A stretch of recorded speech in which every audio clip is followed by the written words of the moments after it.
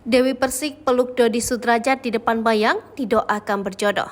Pedangdut Dewi Persik baru-baru ini ketahuan memeluk Dodi Sudrajat di depan Mayang. Dewi Persik juga memuji Dodi Sudrajat dan Mayang karena keduanya memiliki sifat yang baik hati. Lantas postingan Dewi Persik memeluk Dodi Sudrajat di depan Mayang itu langsung banjir doa agar keduanya berjodoh.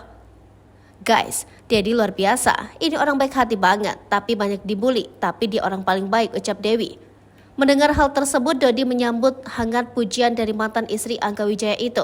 Ia berterima kasih sembari memeluk DP. Ya Allah, terima kasih Mami Dewi, jawab Dodi Sudrajat.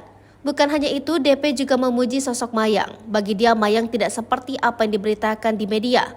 DP membeberkan adik almarhum Vanessa Angel itu merupakan perempuan yang rendah hati. Ketemu sama Mayang, Dedi sama Mayang ini aslinya baik. Gak seperti yang diberitakan itu kalau kalian mau tahu. Mayang juga orangnya rendah hati banget, kalian harus kenal dulu. Karena kalau gak kenal maka tak sayang, sambungnya. Postingan tersebut langsung menuai berbagai reaksi netizen.